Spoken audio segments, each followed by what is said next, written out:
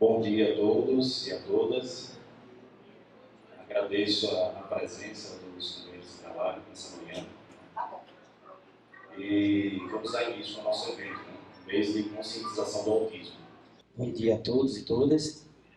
Neste momento, está fazendo a abertura aqui desse evento tão importante, né, para cada um e cada uma da categoria, que é a discussão sobre essa questão da conscientização do autismo, né? Esse mês é o mês de conscientização do autismo, no dia 2 é o dia, e a gente está aqui nesse mês fazendo aqui uma conversa com cada um e cada uma da categoria. Toda a categoria foi convocada, e aqui, a partir desse momento, escutar os palestrantes que traz algo muito importante para que a gente possa dialogar dentro da família. Até porque essa questão do autismo, né, é uma questão que é pouco trabalhada dentro das empresas, mas também tem poucos profissionais que tratam dessa questão, e os espaços também.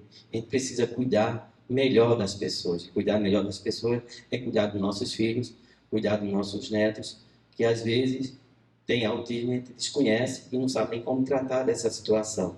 Apesar de um conjunto de ações que a gente vem fazendo dentro do sindicato, a partir da privatização, a partir da questão da Refé, de outras lutas, o acordo coletivo, que são pautas importantes no dia a dia dos trabalhadores, mas também essa pauta da questão do autismo, né, ela está junto dentro da nossa discussão, do nosso programa, durante os 3 anos de mandato. A gente vai tratar sempre desse assunto durante o ano, como fizemos também com relação à questão da mulher. Então, a gente vai ter uma pauta durante o ano que a gente vai tratar dessas questões, e a de hoje é justamente sobre a questão da conscientização do autismo. Não vou me alongar muito, vou aqui deixar aqui a palavra para os demais companheiros, porque as duas palestras têm tempo, né, e hora que ia sair. Tem uma que aqui vai ter que sair daqui a pouco, porque tem que viajar, veio de fora, e vem dar essa contribuição aqui para a nossa categoria, tá bom? Então, aqui, deixo já, digo aqui que vai ser uma palestra importante. É importante que a gente saia daqui, absorva esse conhecimento que essas duas profissionais trazem para a gente nesse momento. Precisamos mesmo levar informação para a sociedade, para que, quanto mais antes, assim, as pessoas consigam levar seus filhos, netos, levar conhecimento para a pessoa que você veja que está precisando, para que ele leve o filho para diagnosticar a pessoa que esteja precisando. E, assim, diminuição mesmo de preconceito também em ambiente de trabalho. Às vezes é uma pessoa adulta mesmo que já está trabalhando e, de repente, ela nem sabe que tem o autismo, mas, assim, não cabe a você também diagnosticar, né? Cabe a nós ter conhecimento, evitar preconceito e alertar outras pessoas. Temos aqui 2 palestrantes, a Érica e a Poliane. A Poliane é pedagoga e a Érica, psicóloga. As duas vão palestrar, cada uma dentro de 1 hora. Isso só surge se a gente tiver, seja na categoria, seja na direção, uma diversidade de pessoas com problemas reais, com a realidade, para que a gente possa, de fato, ouvir o outro, saber.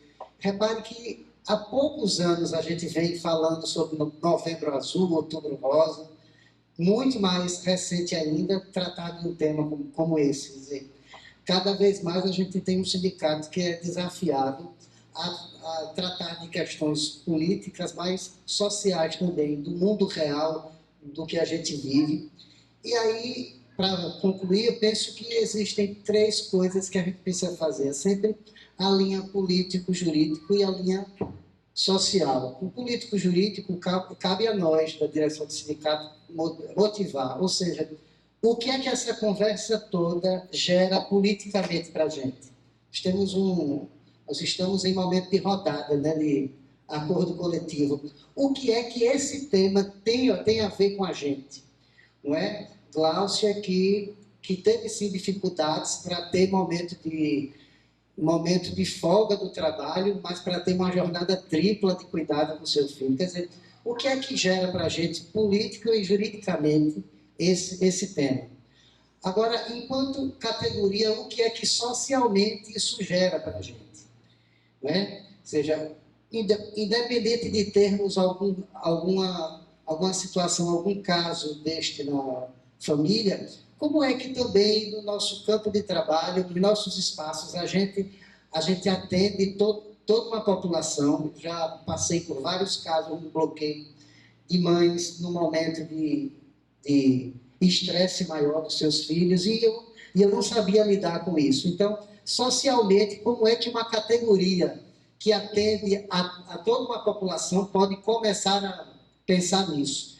Tendo casos de filhos, netos ou não, mas como é que a gente pode pensar nisso? Então, eu espero que isso seja no começo e que no próximo encontro nosso a gente tenha uma sala cheia de gente que não entende do assunto, mas que quer saber porque quer ajudar de alguma forma. Nós trouxemos essa palestra, esse tema muito importante.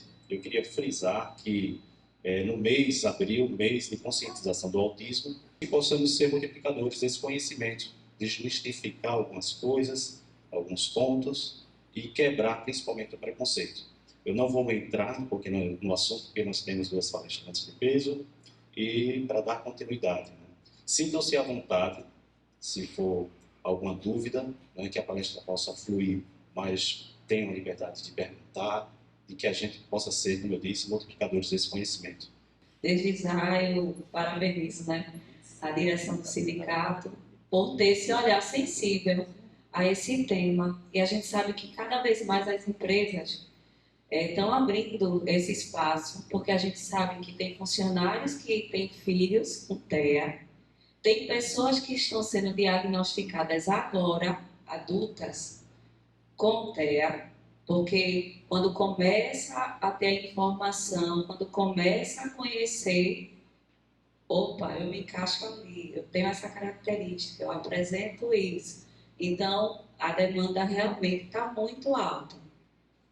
Eu vou me apresentar um pouquinho a vocês. Eu me chamo Poliane, eu sou pedagoga, pós-graduada em Educação Inclusiva e pós-graduanda agora em Análise do Comportamento Aplicado. Então, que é a famosa terapia ABA, que a gente aplica com as crianças que têm TEA. E aí eu moro em João Pessoa, eu trabalho lá, trabalho por uma clínica de desenvolvimento infantil e trabalho em uma escola, porque eu também sou professora. Tenho a minha salinha lá do 1º ano, por isso que vou sair daqui realmente correndo para lá.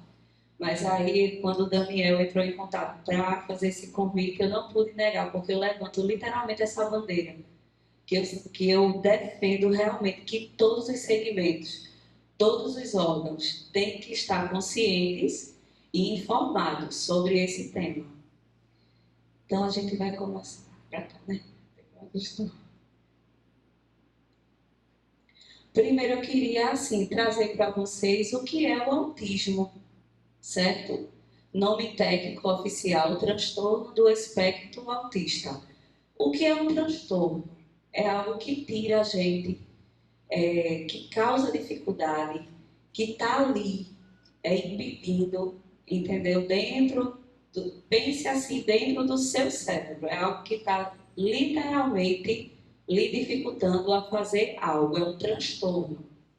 E aí, espectro, essa palavra no dicionário, ela tem como significado fantasma, algo que a gente não consegue ver, é algo que está ali, sabe? Está dificultando, está confundindo e que a gente não consegue ver, a gente consegue perceber diante do comportamento que a pessoa, a criança, o jovem, ele apresenta. É um distúrbio do neurodesenvolvimento caracterizado por manifestações comportamentais, déficits na comunicação e na interação social. Nem sempre tudo isso vai estar presente. Tem autista que vai apresentar alguns comportamentos, não é padronizado. Uns vão apresentar uns comportamentos, outros vão apresentar outros. Comportamentos repetitivos, que a gente chama de estereotipias, podendo apresentar um repertório restrito de interesses e atividades. Repertório é o que a criança ela traz consigo de experiência, ou o adulto. A gente chama de repertório. A gente faz uma análise, a gente faz uma anamnese, um estudo de caso, para saber como a gente vai trabalhar com aquela criança ou com o adulto na terapia. É uma condição permanente, o autismo, ele não tem cura e sim tratamento.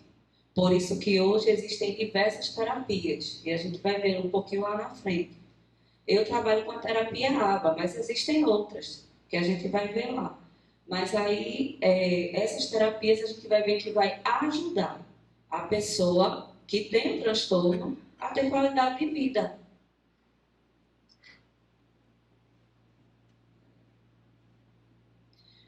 Aí eu venho com as principais características.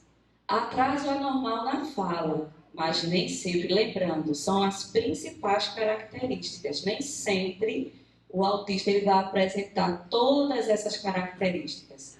Então, às vezes até eu escuto assim, a criança ela não fala, ela tem 3 anos, mas ela não fala nada.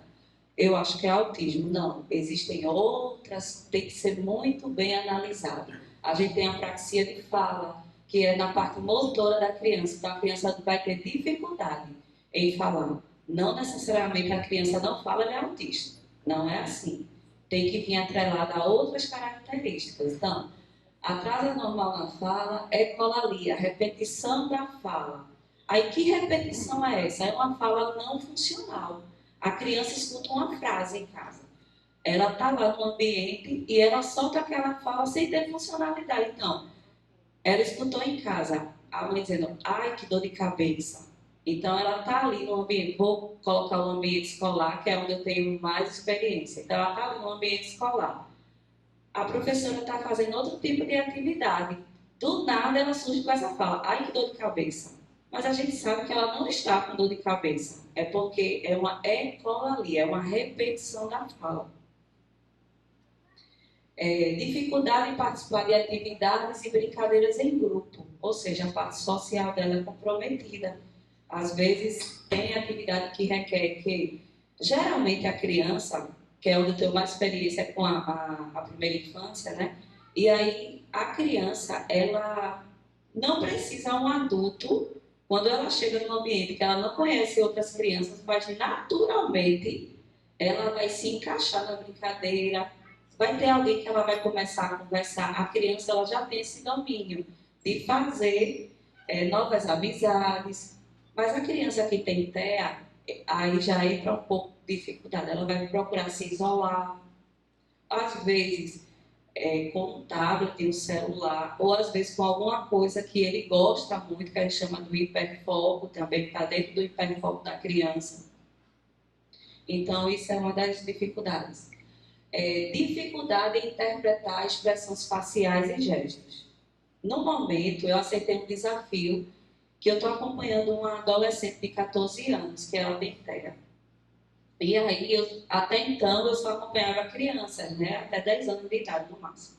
Mas aí eu aceitei, porque eu queria entrar nesse universo da adolescência, que traz outras questões. Quando é criança, a gente não tem a questão dos hormônios, a gente não tem questão da questão do comportamento. Uma sala cheia de adolescentes de 13, 14 anos. Então, assim, e isso me chamou muita atenção nela, nessa minha paciente, né, que eu atendo na escola. Ela tem dificuldade em entender o que o outro está querendo através de expressões faciais. Então, a gente sabe que o adolescente, ele é muito, tudo nele é muito 80, lá em cima. Então, quando está na semana de prova, ela já fica muito ansiosa. Então, ela já fica repetindo, ela já chega na escola repetindo, eu vou tirar 0, não é assim, não é assim. Sempre trabalhando essa ansiedade com ela. Mas aí, sai no colégio, quando o professor fala, porque também os professores de disciplinas específicas não têm um embasamento na universidade para lidar com esse tipo de, vamos dizer, com os transtornos que estão aparecendo em sala de aula. E aí, eles falam sem perceber que aquilo vai afetar quem tem o autismo. Então, eles falam assim, se prepare, viu? Que a prova tá daquele modelo. Aí, assim, ela leva tudo ao pé da letra, porque o autismo tem isso. A pessoa que tem o autismo leva tudo literalmente. E aí ela Tá vendo que eu vou tirar 0? Calma. Aí sai um colega lá. Ah, meu Deus do céu, mas se fingindo, né? Que tá, vixe, eu vou morrer. Ah, meu Deus, ele vai morrer, ele vai. Eu posso fazer algo para ajudar? Eu sempre digo assim, que eu queria ter a bênção de ter um coração como o autista tem, porque ele se preocupa, porque ele não consegue compreender o que a pessoa está fingindo, que a pessoa está com ironia, isso ele não consegue. Quando eu vou explicar a ela sempre fala, mas por que eles fazem isso? Demonstra uma coisa que não está sentindo. Entende a complexidade? E a gente consegue compreender quando a pessoa está falando algo, mas quer dizer ao contrário, uma brincadeira. Ela não. Então isso tira ela do foco, isso deixa mais ela ansiosa. Então é esse cuidado. Isso eu estou falando de um adolescente. Mas tem adultos que são assim. Tem adultos que já chegam num lugar como esse aqui e já entra ali assim, já pensando, meu Deus, que a pessoa que for falar não mande eu apertar a mão de ninguém, dizer nada para ninguém que está do meu lado, dar um abraço, eu não quero isso, eu quero sentar na minha cadeira e ficar só. Tem gente assim. E do mesmo jeito, existem as crianças que têm autismo apresentam essa característica, entendeu? Essa dificuldade de ir até o outro, de apertar uma mão. A gente vai ver lá na frente os níveis e a gente vai saber o que cada nível traz de dificuldade. Dificuldade em compreender os sentimentos alheios e expressar os seus. Eles têm essa dificuldade. Aí algumas pessoas já ouvem falar assim, porque quem tem autismo não tem empatia, parece que ele é frio, ele não sente, mas na verdade ele não compreende. Como é que eu posso sentir uma coisa que eu não compreendo? Eu não estou compreendendo que aquela pessoa está triste. Então eu não posso chegar até ela e dar uma palavra de conforto. Então não é que eles não têm empatia, eles não compreendem o que você quer passar para ele. Agora, quando você começa a conviver e ele cria um vínculo com você, ele começa a entender certas questões que você quer passar para ele, entendeu? Não é assim, conheci hoje e hoje mesmo, não. Não é assim. É um progresso, é cada dia, é um trabalho contínuo. Presença de movimentos repetitivos, que são as estereotipias. Não sei se vocês já puderam observar que quando o autista está assim, ou muito nervoso, ou perto de entrar numa crise emocional, ele coloca as mãos nos ouvidos e ele se balança, traz para frente. Aquele movimento é como se fosse o organismo dele, para ele poder se acalmar. Mas aí a gente trabalha na terapia para ele não apresentar esses tipos de movimentos. Isso é um movimento, mas tem uns que batem palma, tem uns que ficam levantando, sentando, a mão assim, assim justamente. Então são movimentos estereotipados que a gente tem que ir aos poucos na terapia ir tirando deles. Mas eu acho que alguém aqui que já presenciou sabe que eles ficam, quando é muito pequenininho e eles estão ansiosos por alguma coisa, é esse movimento aqui, eles ficam assim, ou na frente de uma TV, ou quando ele está numa situação, e às vezes não, sem situação nenhuma, mas eles apresentam. Falta de contato visual, porque muitos têm, além de ter autismo, a gente tem que ter isso bem claro. Tem crianças que, além do autismo, apresentam outros tipos de transtorno. Essa adolescente que eu acompanho, além do autismo, ela tem disfunção motora e ela tem um cognitivo um pouco comprometido, né? Uma deficiência intelectual, assim, um pouco acentuada. Não é um nível muito alto, não. Mas aí já é outro tipo de abordagem. Tem autista que você vai dizer, caramba, ele é autista mesmo. Porque aparentemente não parece, né? Porque o meu aluno ele tem 6 anos, mas a mente dele é brilhante, referente ao conteúdo. Enquanto os demais pegam a avaliação, como eles estão no processo de alfabetização, Eu vou ler, eu vou explicar, ele pega a prova, ele lê, ele interpreta, ele responde e me entrega. E está tudo certo, é só 10. Em compensação, quando ele me entrega a prova, ele vai rodar na sala. Ou seja, o movimento estereotipado dele é esse. Ó. Ele roda, ele corre de uma parede para outra. Então, enquanto ele está ali focado no que ele tem que fazer, ele faz, ele executa. Porém, depois ele vai. Justamente.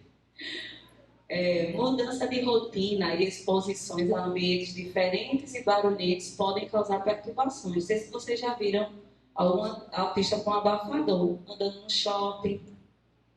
Tem uns que precisam. Por quê? O que para a gente aqui, esse microfone é aceitável, para eles, eu posso estar, como se eu estivesse falando no ouvido, literalmente deles. Por isso que eles colocam logo a mão no ouvido, eu fico assim. Porque está incomodando, incomoda muito, muito mesmo. Então, tem uns que precisam usar abafador. Seja em shopping, ou quando vai para uma igreja que tem bateria, ou quando, dificilmente, se ele tem muita sensibilidade auditiva, ele vai para um show, que a zoada é muito grande. Então, do mesmo jeito, vamos dar o exemplo aqui, né, da realidade de vocês. O trem, quando se chega, aquele entra e sai de gente da estação, então tem barulho que realmente incomoda e tira o foco da criança, do adolescente, do jovem e do adulto.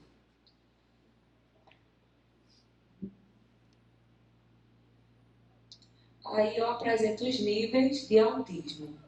O nível 1 de suporte, não sei se vocês já ouviram falar da síndrome de Asperger, que antes ela era uma síndrome isolada, mas depois de alguns estudos eles resolveram incluir no autismo nível 1. Então a síndrome de Asperger ela não existe mais isoladamente.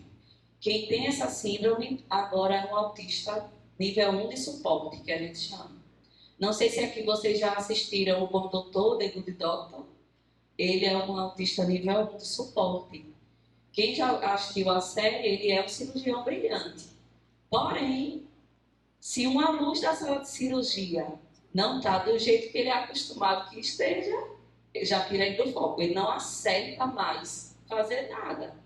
Eu lembro de um episódio que eu assisti que ele está na emergência. Ele é um cirurgião. Mas ele está na sala de emergência tendo que realizar um procedimento simples. Mas aí uma lâmpada começa a falhar e ela fica só piscando. Então, aí ele tira o foco dele da paciente e ele olha para aquela lâmpada. Ok, saiu da rotina dele. É algo que não está. Eu lembro que ele tem tudo cronometrado no celular e é assim mesmo, gente. É a hora dele comer a maçã, é a hora que o ônibus passa. Se ele perder um horário daquele, pronto.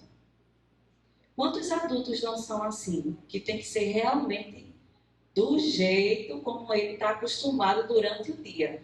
Então a gente fala muito. Para a criança, quando a gente trabalha, a gente tem que ter uma previsibilidade. Então, assim, a gente tem que ir trabalhando com ela que aquela mudança vai acontecer. Porque se eu tiro a rotina de todo jeito, ele vai entrar em crise. Eu falo relacionado à criança que está na fase de desenvolvimento. Então, esse meu aluno, eu jamais posso fazer uma aula diferente sem antes preparar ele para aquilo. Literalmente jogar. Tipo, hoje nós não vamos. Ele está acostumado sempre a chegar. É interessante isso. Tem uma oração antes de entrar na sala. E um dia o pai dele chegou atrasado. Ele já entrou na sala chorando. Ele perdeu a oração. E eu levantei a turma e a gente fez a oração, a mesma oração que fez lá na quadra. Eu fiz a oração com toda a turma junto com ele. Porque ele chegou já com a mão no ouvido, já empurrou a porta com tudo. Eu perdi a oração. Calma. Vamos, a gente vai orar novamente. Aí ele foi se acalmando. Porque se eu simplesmente dissesse assim, pronto, perdeu. Vai sentar e a gente vai... Eu não ia conseguir dar aula. Eu não ia comer, ou eu tinha que tirar ele da sala. Ou seja, eu excluí, eu não me incluí, porque eu sempre tenho um transtorno. Entendeu como é? A gente tem que ter esse cuidado. E aí, o autismo leve, ele pode ter dificuldade em situações sociais, comportamentos restritivos, como manter uma conversa por muito tempo ou puxar uma conversa, fazer e manter amigos, porque é difícil certos comportamentos no adulto. Na criança, a gente, como está em fase de desenvolvimento, a gente consegue ainda, vamos brincar, vamos fazer isso. Mas no adulto, é difícil alguém querer ter uma amizade assim, com alguém que tem um comportamento que não gosta de toque, né? Às vezes não quer muito conversar. Então, às vezes, as pessoas procuram mais quem ela tem mais afinidade, vamos dizer assim, para ter uma amizade, não é verdade? E o autismo nível 1 apresenta isso. Ele tem dificuldade em manter os amigos que ele faz, às vezes com muito sacrifício, e fazer novos amigos.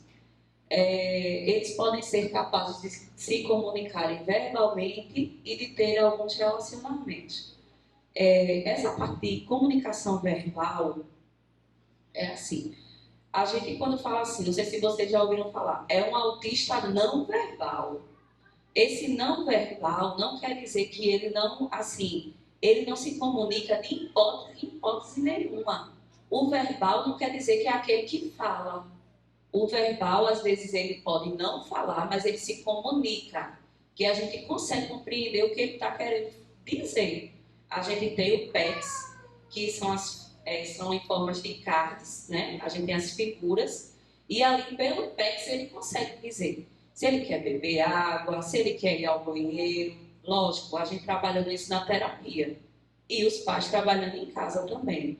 Mas aí ele não fala, mas ele é um autista verbal, entende? Porque ele consegue se comunicar, estabelecer uma comunicação. O não verbal, ele não se comunica em hipótese nenhuma. A gente tem uma dificuldade de conseguir compreender. Então a gente fala assim, é um autista não verbal. A gente não consegue estabelecer uma comunicação. Depois de muito entender, conhecer, é que consegue. Mas aí ele é não verbal. O nível 2 de suporte, autismo moderado, pode ou não se comunicar verbalmente e, se o fizerem, suas conversas são curtas ou apenas sobre tópicos específicos.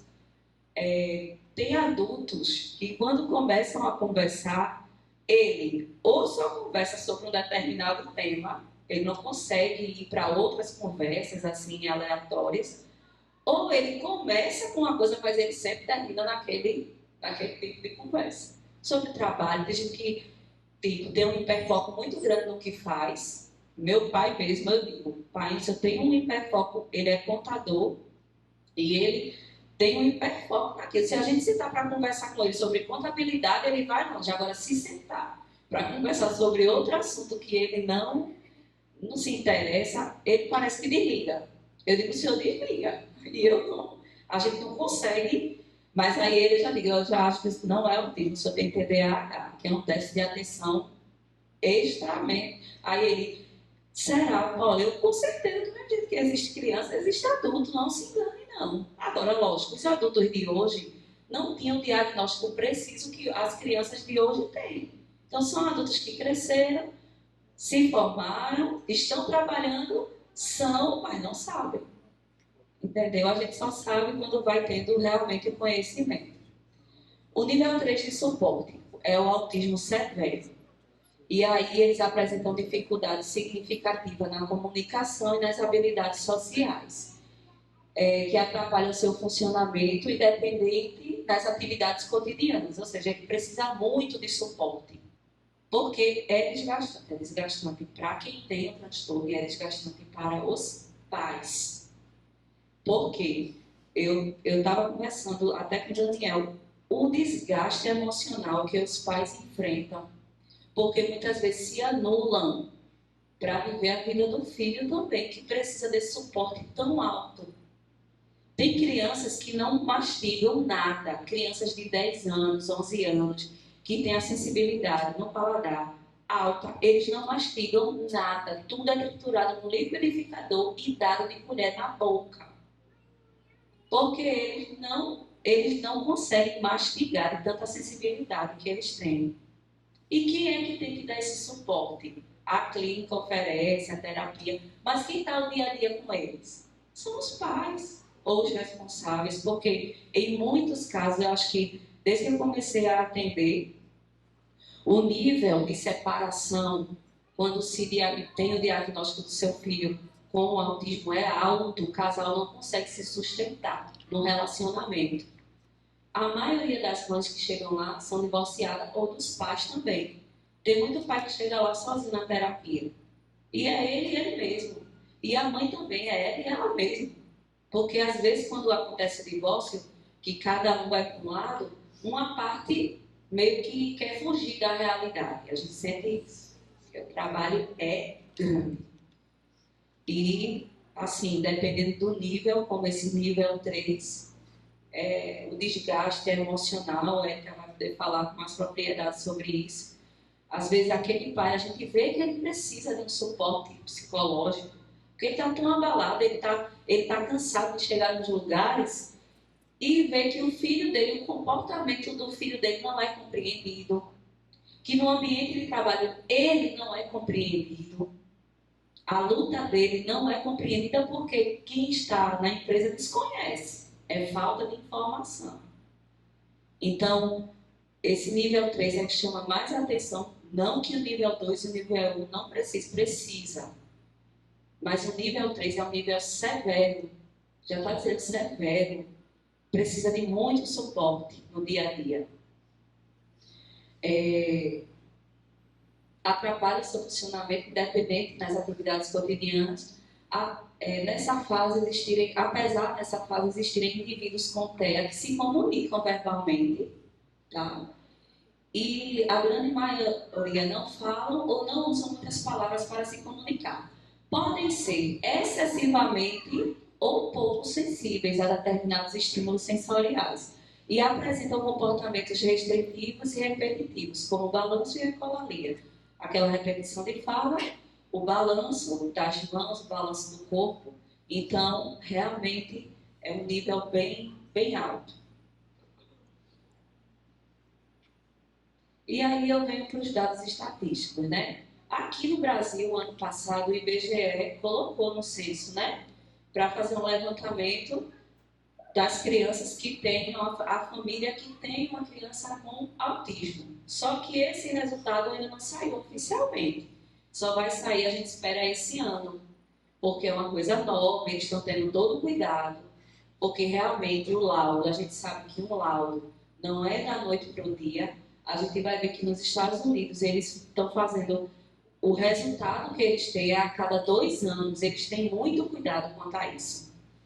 E aí não pode ser de todo jeito, porque eu já acompanhei uma criança que foi diagnosticada com autismo quando passou 2 anos de terapia, que ela não respondia às terapias, e a gente começou assim, porque a terapia ela funciona muito bem. Então, quando a gente está há 2 anos ali com a criança, e a criança não está conseguindo responder, tem algo errado. Então, quando ele voltou para o neuro, que foi feita uma reavaliação, ele tinha TDAH, ele não tinha autismo. Existem profissionais bons e existem profissionais ruins, que querem diagnosticar da noite para o dia. Isso não é certo.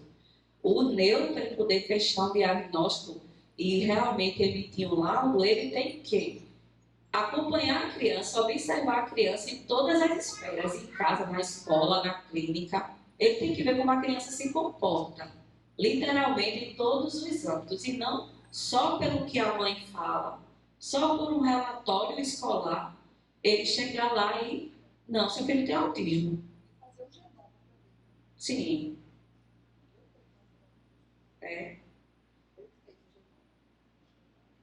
Nível, que nível é? O nível? Nível 1.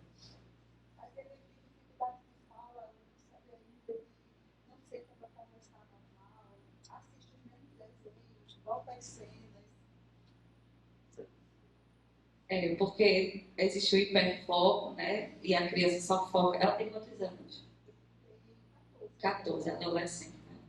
Justamente. Aí enfrenta esse tipo de problema, entendeu? Por isso que hoje eu até conversei com o Daniel, quando a criança já tem o laudo, mas aí a justiça pede que esse laudo seja entregue anualmente. Por quê? Porque muitos médicos estavam dando laudo à criança, mas a criança tendo ou transtorno ou não sendo.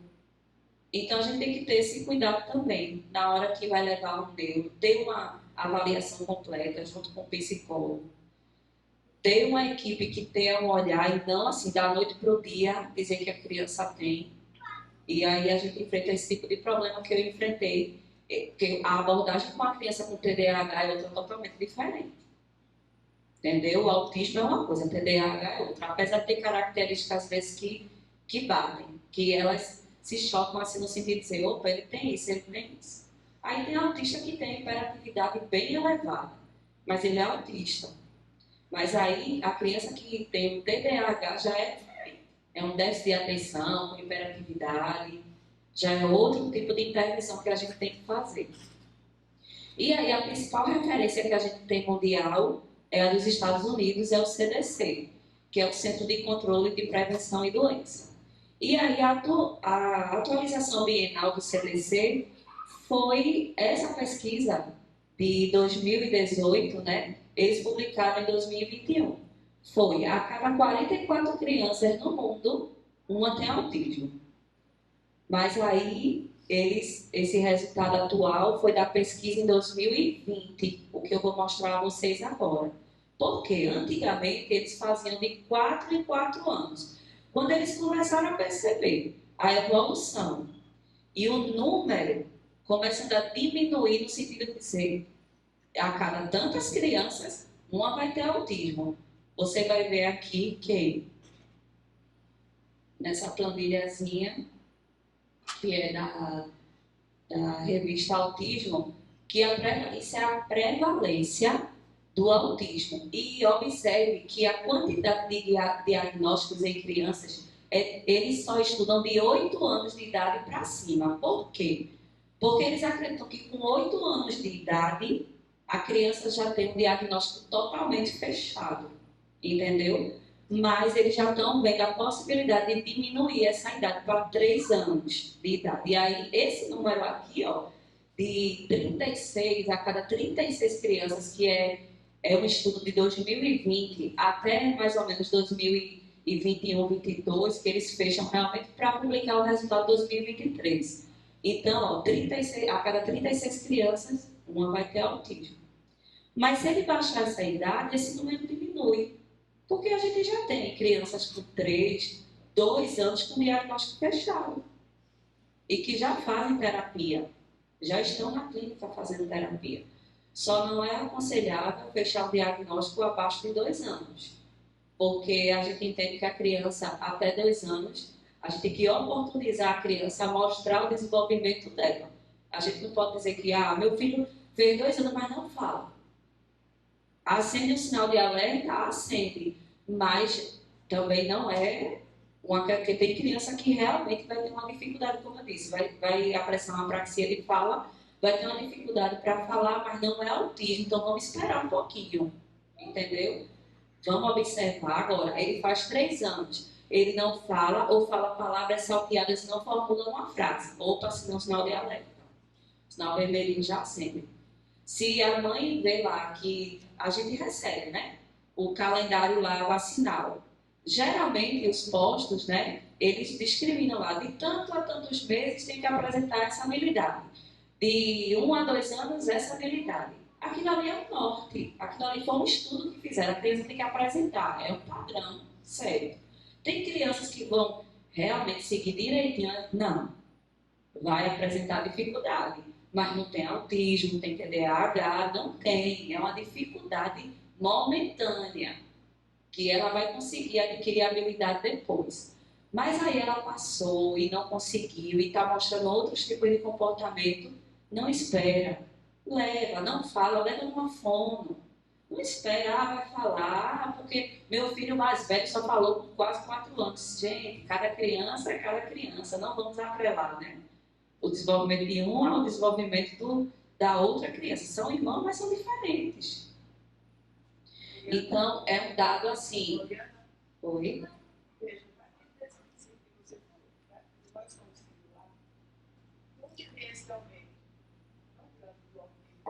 Joia. cientificamente comprovado, a gente só tem a questão do vontade de ir ao banheiro e ela interage muito bem com o professor, questão do conteúdo, mas quando é algo que ela tem que eu posso ir ao sanitário, isso ela já tem dificuldade. Eu posso ir beber água, que ela não consegue. Ela já, quando ela vem falar que tá, já está no extremo. Mas a gente trabalha para, tipo, quando ela chega na universidade, ela não precise. Lá a universidade, a UNP, lá em João Pessoa, é uma universidade particular. A federal tem, mas não, assim, não tem um núcleo específico. A UNP já tem o núcleo de AEE, que é o atendimento educacional especializado. E nesse núcleo, eles trabalham justamente com os alunos que já estão na universidade, muito aluno autista na universidade, com TDAH, que eles precisam incluir, mas eles precisam incluir de uma forma que eles tenham acesso à informação e consigam compreender. Então, uma palestra que eu dei lá em João Pessoa, a coordenadora do curso de arquitetura estava lá. Ela disse, arquitetura, não vê nada sobre isso, mas ela coordena o curso de arquitetura da universidade. E é ela a responsável por conduzir essas pessoas ela disse, eu necessito dessa informação. Eu acho que todo profissional hoje necessita. Porque, de acordo com esse estudo que fizeram, daqui a uns anos, toda a família, gente, vai ter um autista. Toda a família. Eu já passei dessa fase. Não, não passou. Você pode ter um neto, você pode ter um sobrinho, seu filho pode ter o filho do seu filho pode ter o filho, e assim vai. Mas eles já fizeram que daqui a alguns anos toda a família vai ter um autista. Seja adulto, seja jovem, seja criança, que ainda vai, entendeu? Então, todo profissional tem que entender, se conscientizar e buscar informação para ajudar, seja seu colega de trabalho que enfrenta essa realidade, está do seu lado, você nem sabe, que tem um filho autista e você não sabe, enfrenta uma luta árdua durante o dia. E aí, para encerrar, eu trouxe uma frase que é de Augusto Cury: o sonho da igualdade só cresce no terreno do respeito pelas diferenças. E é respeitar. E a gente só respeita quando a gente conhece e quando a gente se coloca no lugar do outro, que é difícil. Eu acompanho as crianças, mas a gente acompanha as mães, os pais dessas crianças, que às vezes vê na gente um momento para conversar, para desabafar, porque às vezes não tem vida. Ele vive para fazer com que o filho dele tenha qualidade de vida. E a qualidade de vida dele, ele não tem uma rede de apoio, ele não tem um suporte de lugar nenhum, nem tem suporte, porque muitas vezes a família se afasta, né? Porque acha que se ele precisar vai ter que ficar com aquela criança. E já se afasta. Tem gente que é literalmente só, para dar conta de tudo. E aí chega num ambiente de trabalho, muitas vezes quer conversar, mas tem receio. Porque eu já escutei diversas falas, hoje tudo é autismo. Hoje tudo é... Mas não é assim, gente. A gente tem que realmente se colocar no lugar do outro. É difícil, Mas eu sempre digo assim, essa minha aluna foi colocada por Deus na minha vida. Eu estava sentada um dia, só para finalizar, e eu estava com minha filha doente, e aí fui atender ela, minha filha com febre, preocupada, e eu cheguei meio aperreada assim, e ela estava na aula de educação física. Quando ela me viu, ela já vem. Aí ela disse, ela já vinha a semana todinha falando que ia para Pipa no carnaval.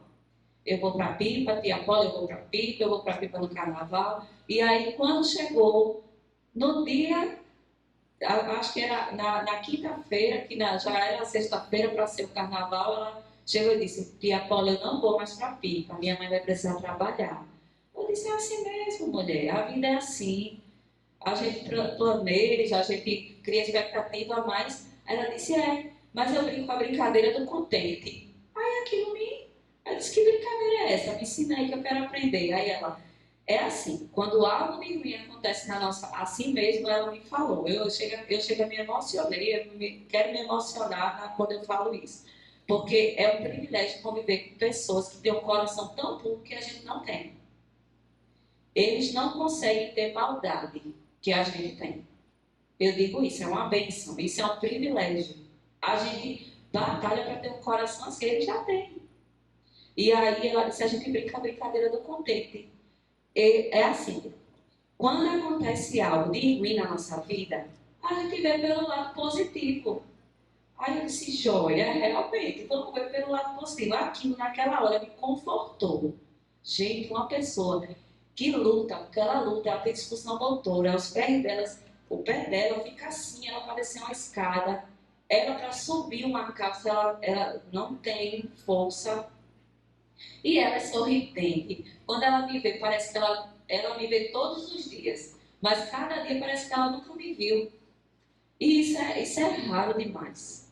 A gente às vezes almeja um abraço, a gente quer um abraço, não é verdade? E eu com ela ali, eu consigo sentir o amor dela verdadeiro, porque é uma bênção o coração deles. É uma coisa que a gente não consegue explicar.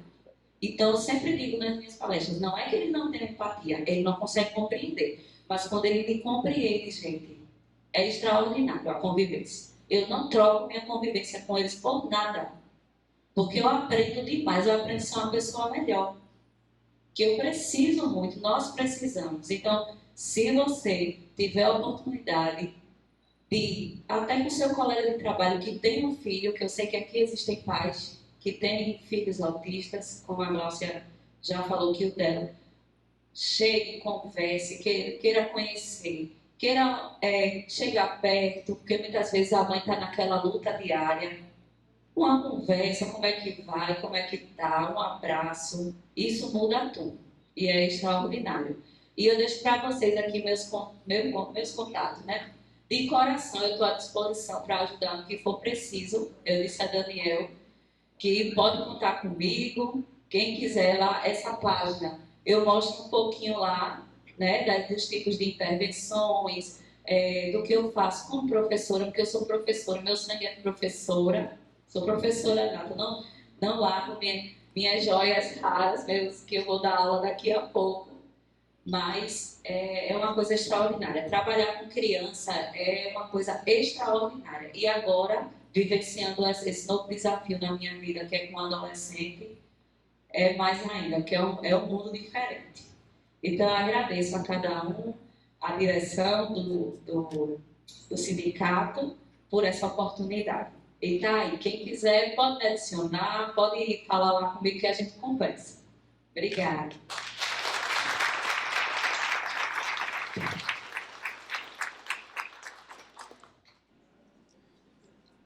Eu vou passar agora a palavra, a oportunidade para a nossa querida Érica, para a continuação, a segunda parte das nossas palestras. Eu queria muito prazer de estar com vocês aqui compartilhando um pouquinho a respeito desse tema importante. Eu vou dar uma corridinha porque o tempo está curtinho. Eu sou Érica Varela, sou neuropsicóloga, pós-graduanda em terapia cognitivo-comportamental e pós-graduanda em análise do comportamento. Atuo desde 2016 na área, com várias frentes de intervenção do espectro.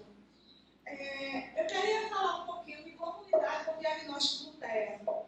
Trazendo um pouquinho da fala de Glaucia, que na palestra de Poliane ela trouxe, é importante a gente pensar nesse diagnóstico como a perda da saúde. Eu acredito que alguns de vocês já passaram por alguma experiência de perder a saúde ou conhecer alguém que perdeu a saúde. Eu acredito que alguém tenha passado por isso.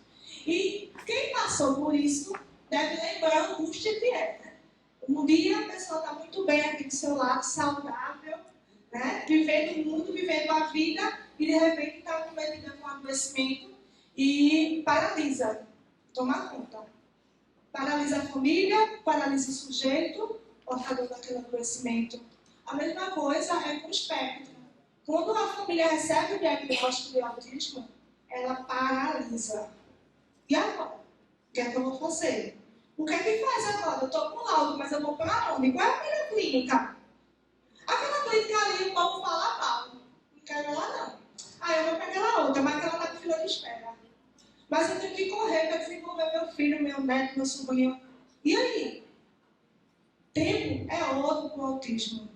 A gente que trabalha com estimulação precoce, a gente precisa correr contra o tempo. E as famílias? Como é que ficam? Elas sofrem. Existem estudos científicos que relatam que a sobrecarga emocional das famílias autistas equivale à sobrecarga de um sobrevivente da guerra, da Segunda Guerra Mundial. Então, imagine o nível de desgaste emocional que essas famílias não estão passando e enfrentando no seu dia a dia. Porque essas famílias têm que lidar com as demandas das crianças e desenvolvê-las, suas demandas pessoais, profissionais, como o Pauliano bem falou aqui. Né? Nós temos questões aí que são indiscutíveis. É um direito constitucional, a saúde e ao trabalho. Mas se meu filho não está saudável, eu como mãe, eu como pai, e aí? Eu vou ter que trabalhar. Mas o meu gestor não entende o que é que eu estou passando. Ele não entende que hoje existe uma regulamentação, eu vou falar lá na frente, que é lei dos servidores federais, carga horária reduzida, sem desconto nenhum no salário. Mas o meu gestor não entende, o meu gestor quer compensação de horas, mas eu não tenho horas sobrando no meu dia. O meu dia precisaria ter 84 horas. 48 não dá não, tá? Tem que ser 84. Porque 48 horas não dá não. 48 horas um dia eu teria que fazer os manejos comportamentais que a clínica me indicou para eu fazer em casa. Que a escola pediu para eu fazer em casa. Porque a terapia ABA, como a de fono, TO, qualquer terapia, ela sozinha não faz milagre não. Ela precisa funcionar em harmonia com escola e família. Se essa tríade não estiver alinhada, a criança não vai conseguir os objetivos terapêuticos. Porque eu, psicóloga, atendo criança, eu passo 1 hora por dia, 10 horas na semana. E os pais? E a família? Passam a vida. Então, nunca eu posso me colocar nesse lugar. Então, o sofrimento deles é real, é verídico, é válido e é enfrentado na psicologia como um luto, como se tivesse perdido alguém. Acredito que alguém aqui já passou por uma situação de luto, em alguma experiência da vida. O sentimento é semelhante. Por quê? Quando eu engravidei, eu planejei a vida daquele filho. Antes dele nascer, eu já sabia como era o quarto. Escolhi as roupas, né? Já escolhi madrinha e padrinho. Até a faculdade que ele ia fazer com 18 anos, eu já sabia o que eu ia botar ele. Porque o planejo é um filho idealizado. O que a gente pensa, que a gente deseja daquele filho, tudo que há de melhor. Porque a gente não põe um filho no mundo para desejar coisas negativas. Eu não conheço esse. Mas a gente idealiza coisas positivas para esse filho que vai nascer. Quando nasce, nasce perfeito fisicamente. Todos os órgãos, todos os membros, com 1 ano e meio, 2 anos, vem um atraso. E aí, você tem o seu filho dentro do parâmetro da normalidade com até 2 anos. E aí, depois de 2 anos? Eu faço o que agora? Minha vida desconstruiu. Eu tinha um filho que eu dormia com ele ontem, José, vamos dar um nome aqui fictício. Eu dormia com José ontem, perfeito, falava comigo, conversava comigo. Hoje, segunda-feira, ele nem olha para mim, ele olha. Vocês já imaginaram isso? Você dormir com uma pessoa perfeita e no outro dia, cadê meu filho? Eu não reconheço meu filho. Aonde está meu filho? Para onde levaram o meu filho? Desesperador, você não acha não? Corre para meu, corre para isso.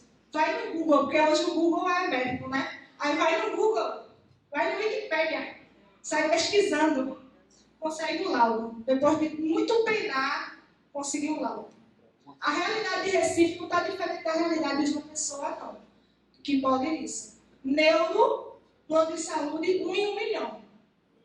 Você consegue uma consulta para daqui para o meio do ano. E olhe lá. Ou se não, pague particular. E você consegue, por as penas, você conseguiu o laudo. Aí lá no laudo primeiro tem 10 horas de terapia ABA, 5 horas de fono, não sei quantas de TO, não sei quantas de S, não sei quantas de ABD. Você olha assim, o que é isso?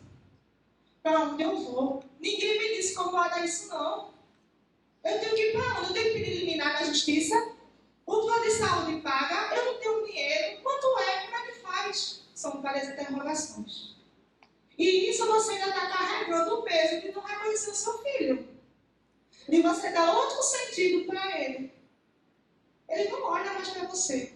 Eu escuto o relato de mães que dizem assim para mim: tia Érica, eu só queria ouvir meu filho falar mamãe de novo. Sabe o que é isso, gente? Isso dói na alma. Sabe? Tem mãe que eu escuto que faz as tripas coração na terapia. Não é um comportamento inadequado da criança que ela quer resolver, não. Ela só quer que a criança fale mamãe. Só isso. Já ouvi mãe dizer assim para mim: o meu sonho é ouvir mais uma vez. Mesmo que depois ele não fale mais. Mamãe. Quer ser mais representativo do que uma mãe na vida de uma criança? Eu desconheço. A não ser que seja uma pessoa que adota essa função, né? Mas, geralmente, é a mãe. Então, imagine a dor emocional dessa mãe, dessa família, que recebeu o diagnóstico, tem que brigar contra o tempo para desenvolver aquela criança, tem que brigar com terapia, ver uma clínica que tem a vaga, porque a gente aqui está superlotado em Recife. Quem achar uma vaga por aí, está de parabéns, viu? Porque eu atuo em 3 clínicas, nenhuma das 3 tem vaga. Nenhuma. Então você imagina, e agora, o que é que eu faço? Não sei. Não sei. Porque a família precisa parar a sua vida. Essa mãe precisa parar de existir, precisa parar de respirar para cuidar daquela criança. Tem mãe que não consegue tomar um banho porque a criança não consegue ficar longe. Porque tem um padrão repetitivo e restrito de comportamento que precisa estar sempre com a mãe por perto. Se a mãe sai de junto, ele desorganiza, entra em birra, entra inadequado, bate e quebra a casa todinha. E aí? Tem criança que não dorme à noite. Tem um sono desregulado. Aí a mãe passa um turno trabalhando, suponhamos que de manhã ela está trabalhando, à tarde a criança está na terapia de 1 às 6 da noite. Ela não cansa não, tá? A criança tem uma energia que eu vou dizer a vocês, nem Red Bull dá conta. Que olhe como é que uma criança vai para a escola de manhã, sai da escola, almoça, toma banho, vai para a terapia, fica de 1 às 6 de terapia, quando sai da terapia, vai para casa e ainda não dorme. Aí o pessoal vai nessa, a criança está tirando onda. Deve ser. Tem o quê? Tem pilha? Tem bateria? Não descarrega não? Não é possível. Não, gente. Às vezes é uma disfunção neurológica, orgânica, que precisa de uma medicação. Mas até a família entender que ali precisa de uma medicação, de uma regulação. Lá vai ela para a luta de novo para conseguir uma vaga no neuro. Bota aí mais 6 meses para voltar para o neuro. 6 meses sem dormir. Se dormir muito é 1 horinha no dia. Quem dá conta de trabalhar todo dia sem dormir? Ninguém. Sono é básico. Sono é para a gente respirar, para a gente se recompor e suportar as 24 horas. Nessas 24 tem todas as demandas que a gente tem que dar conta. Então eu gostaria que vocês pensassem com muito carinho nessas famílias, porque elas sofrem absurdamente. E não é um sofrimento que a gente fala assim, ó, amanhã vai passar. Vai não. Aquela criança que hoje foi diagnosticada com 3 anos, vai ser adolescente, vai ser adulto. E a família vai estar lá junto. E se a mãe for mãe solo, como o Paulo mesmo disse, há muito divórcio nessa área, né? Nessas famílias. Quando a mãe é sozinha, não tem rede de apoio. A mãe nem doente pode ficar, minha gente. Se a mãe tiver uma gripe, uma virose, uma Covid, Deus do livre guarda, eu dou para ela, não posso não. Posso não? Vou passar 4 horas dentro da UPA, quem vai ficar com meu filho?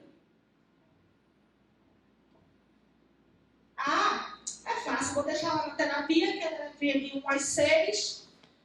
Nesse intervalo aí eu consigo sair. Não consegue. Porque enquanto eu, Érica, terapeuta, estou com a criança dentro do centro terapêutico fazendo a intervenção, a criança desorganiza por algum motivo. E eu preciso da mãe. Cadê a mãe? Está na UPA. E aí o que a gente faz? Só que eu, terapeuta, atendo José de 2 às 3. De 3 horas eu já tenho Pedro. Não posso ficar com José. Se a mãe não está, José vai ficar com quem? Sozinho? Isso é uma realidade. É uma realidade que dói, mas é invisível. As pessoas, enquanto sociedade, só buscam resultados e esquecem do processo. O processo de viver e de existir no mundo já é difícil. Porque a gente já tem N coisas para fazer, para dar conta. Imagine na sua família, seu filho, seu neto, ter uma sobrecarga dessa. Um diagnóstico desse. Ele não é incapaz, ele é muito capaz. É uma criança que vai se desenvolver com as intervenções assertivas, ela vai ter funcionalidade na vida, mas a família parou. A família, tem mãe que eu faço assim, mãezinha, vem cá. Ana, por exemplo, Ana, vem cá. Meu nome é Ana, é. Isso dói, gente.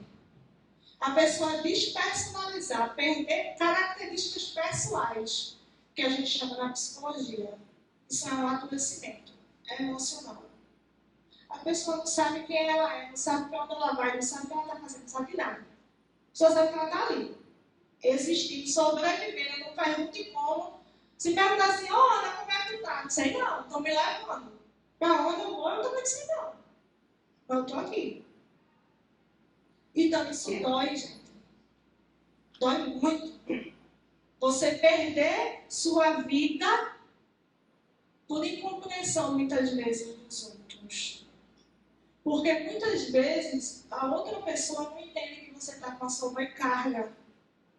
Não entende quando você está numa fila de um banco, o seu filho começa a chorar e começam os julgadores de plantão, né? É o que a gente mais tem.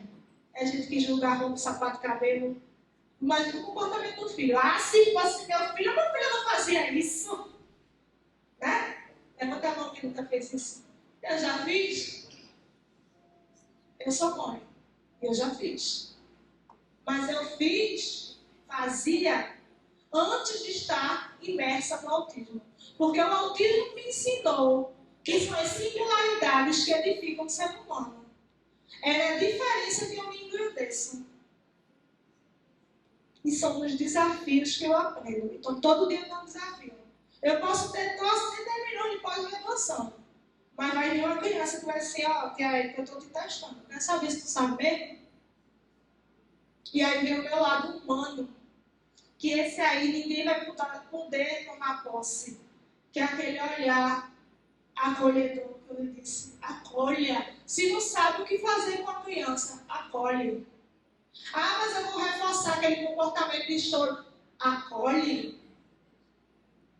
Quem aqui, adulto, todo mundo aqui é adulto, quem aqui não passou por uma situação de sofrimento e queria alguma palavra que fosse de conforto? Mesmo que fosse mentira. Sabe aquela mentira que a gente gostaria de ouvir, né? Pronto. Quem aqui não queria? Todo mundo. Porque somos vulneráveis. Estamos impostos em uma sociedade que cada vez mais é individualizada, fechada no seu mundo que se chama celular, internet e rede social. Né? Quer falar comigo? Foi no WhatsApp. Oi? Né? Às vezes eu estou com a pessoa da sala do lado. Aí vai assim, olha, eu quero falar contigo. Eu falo, fulano, eu quero falar sala 7, eu estou na sala 6. Daqui a pouco eu vou botar uma inteligência artificial para falar contigo, né? Só sendo. Então, assim, eu quero dizer com isso que a gente está se perdendo enquanto sociedade, enquanto humano. E o autismo vem mostrar para a gente que a gente precisa cada vez mais ser humanos. E entender os processos dos outros. Entender que somos falhos tanto quanto eles. E que a gente depende um do outro. Às vezes esse depender não é financeiramente, não. Normalmente não. Dificilmente é. Mas é um olhar. Sabe? Às vezes precisa acontecer alguma coisa na vida da vida. Perceber quem tem uma. Porque a vida testa. A vida testa, gente.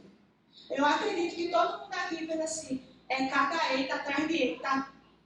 É cada desafio que só Jesus do meu lado vai aguentar. Quem não? Só se for super-homem, né? Porque aí já é extraordinário.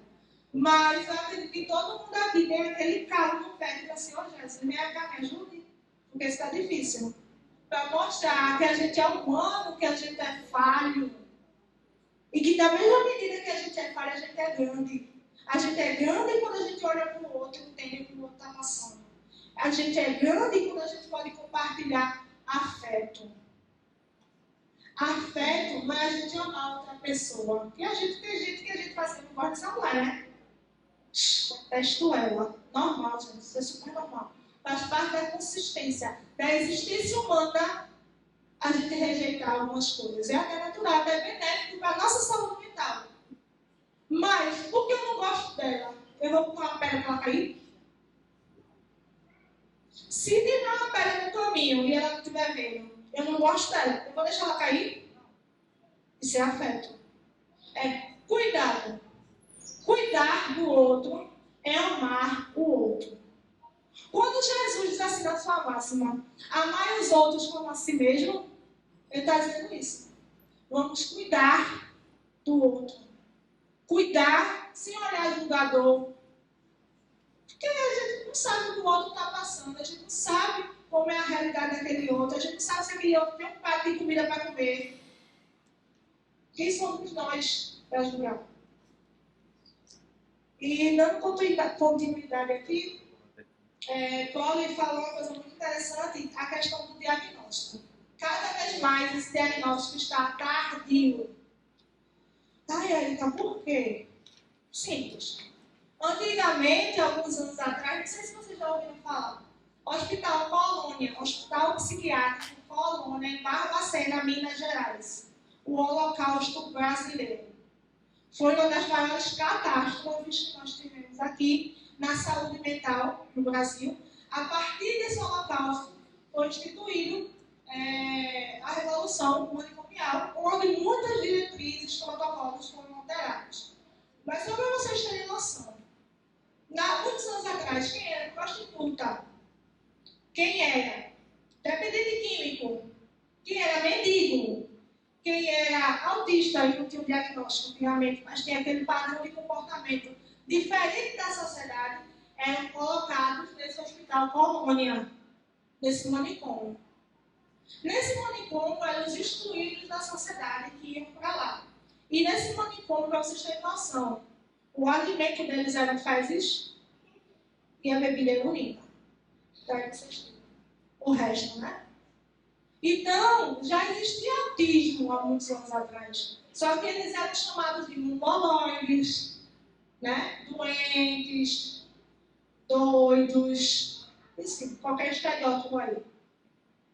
Mas, a partir que as pesquisas foram avançando e novos protocolos da medicina de avaliação foram surgindo, a gente conseguiu diagnosticar com mais precisão e assertividade essas crianças. Porque a gente precisa de protocolos. Não é para botar de bonito, não. É chato, viu, gente, fazer protocolo. Mas é necessário para a gente dar um diagnóstico. Eu não estou diagnóstico, eu estou falando como se fosse um médico, né? Como se para o médico fazer uma coisa que é certa. Porque um diagnóstico de autismo não é reversível, não. Autismo é para a vida toda. Aí se eu dou um diagnóstico errado, eu estou causando sofrimento da família. Estou expondo aquela criança a terapia desnecessária. Estou conseguindo o que com isso? Nada. Então, por isso os protocolos, tá? Porque a gente precisa de parâmetro antes de a gente dizer se é ou não é. Tá? Isso é protocolo para avaliação. Eu recebo uma criança hoje e faço a avaliação dela comportamental. Eu tenho um parâmetro para fazer isso.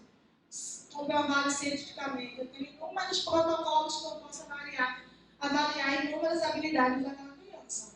Antes de eu começar a ensinar alguma coisa, tá? Porque o laudo sozinho hoje, ele me dá um norte, mas ele não diz o que eu tenho que fazer. Tá, eu sei que ele é autista, ok, mas vamos para a avaliação. O que ele tem de repertório, como a própria Paula citou, o que a gente traz de bagagem, de aprendizado, e o que eu preciso aprender.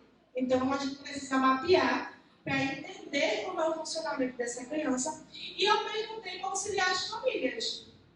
Porque nas sessões de terapia das crianças, existe um manejo muito importante que se chama orientação parental. É um momento que a gente chama a família, senta com a família, apresenta todos os dados coletados, todos os resultados de avaliação, de intervenção, seja o que for que a gente esteja fazendo. E nós vamos orientar essa família como dar continuidade em casa. Porque eu sozinha, com 10 horas semanais, com aquela criança, 2 horas diárias, eu não consigo milagre. Eu consigo, comigo, no site terapeuta. Ah, porque a criança é muito esperta, minha gente. Criança sabida demais. Aí a criança fala, vamos para que tia hoje, vamos para tia Érica. Opa, tia Érica, eu já sei que eu não posso falar alto, que eu não posso me morder, que eu não posso jogar a mesa no chão, nem quebrar banqueiro. Ele não vai fazer isso comigo, tá? Porque ele já entendeu que comigo, na minha sessão, ele não vai poder fazer isso. Mas quando ele for para a sessão da colega vizinha da sala 7, ele vai fazer tudo isso. Porque ele já entende quais são as pressões que ele pode fazer. Então, por isso a orientação parental. Porque a gente precisa de generalização comportamental. O que é isso, Érica? É aquele comportamento que a gente faz em todo lugar. Pode ir para a igreja de biquíni? Não é adequado, né, gente? Imagina lá o pastor fazendo culto e ele de biquíni. Não é pastor. Não é legal não, né? De sacatar, não. E quem lhe ensinou isso? Que não pode? É. Nós temos um padrão da sociedade de comportamento de como deve ser vestido. A sociedade ensinou, né? E você generalizou. Como os produtos e interferir também no meio. Correto. Isso é um dos princípios filosóficos da análise do comportamento, tá? Como é que é o nome? Sebastião. Sebastião Maravente. Tem muitos conhecimentos que são adquiridos de forma implícita, por base experimental, que a gente chama. Que são aquelas experiências que a gente passa na vida. Como a da pedra, eu sei que se eu topar na pedra, eu vou cair. A criança, se ficar o dedo na tomada, ela leva um choque e a segunda vez ela não coloca mais. Né? Então, são conhecimentos adquiridos. Esses conhecimentos adquiridos, eles são ricos. Porque muita coisa que traz na ciência, porque a análise do comportamento é uma ciência dividida em 7 pilares de intervenção. Eu atuo apenas em um, tá? Tem 6 ainda. Eu atuo em um, meu e bom, a gente é aplicada.